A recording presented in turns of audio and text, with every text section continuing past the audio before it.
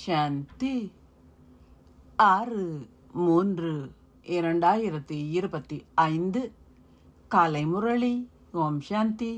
Pop தாதா மதுவனம். சாராம்சம். இனிய குழந்தைகளே, ஆத்மாக்களாகிய நீங்கள் உங்களின் சரீர வடிவில் ஒரு சிம்மாசனத்தை பெற்றுள்ளதை போன்றே தனக்கென சுயமாக சிம்மாசனத்தை கொண்டிராத தந்தை இந்த தாதாவின் சிம்மாசனத்தில் அமர்ந்திருக்கின்றார். கேள்வி: கடவுளின் குழந்தைகளாக இருக்கும் உணர்வை கொண்டவர்களின் அடையாளங்கள் என்ன? பதில்: அவர்கள் தந்தையின் மீது உண்மையான அன்பை கொண்டிருப்பார்கள். கடவுளின் குழந்தைகள் ஒருபொழுதும் ஒருவரோடு ஒருவர் சண்டையிடவோ அல்லது வாக்குவாதம் செய்யவோ மாட்டார்கள். அவர்கள் ஒரு பொழுதும் தூய்மையற்ற பார்வையை கொண்டிருக்க முடியாது. அவர்கள் பிரம்மா குமார்களும் குமாரிகளும் ஆகிவிட்டதால், அதாவது அவர்கள் சகோதர சகோதரிகள் ஆகிவிட்டதால், அவர்களால் தூய்மையற்ற பார்வையுடன் ஒருவரை ஒருவர் பார்க்க முடியாது.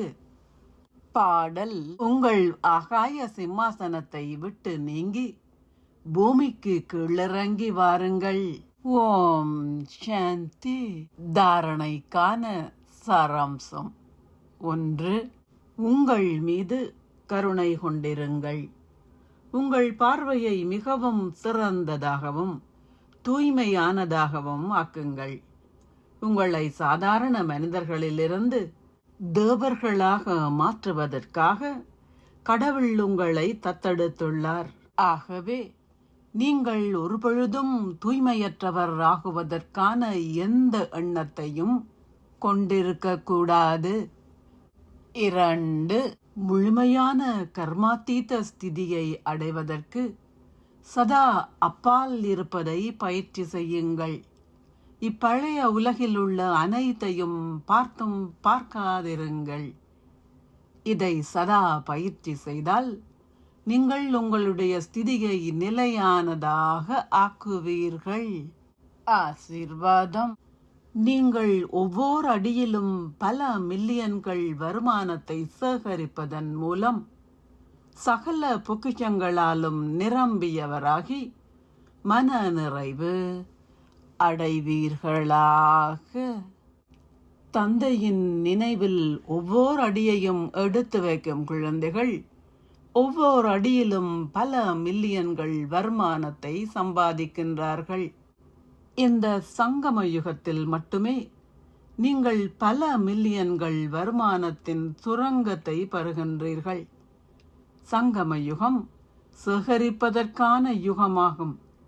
உங்களால் இப்போது நீங்கள் விரும்பிய அளவிற்கு சேகரிக்க முடியும். ஓர் அடி கூட, அதாவது ஒரு வினாடி கூட நீங்கள் எதையும் சேகரிக்காமல் விடுபடக்கூடாது. அதாவது அது வீணாக கூடாது.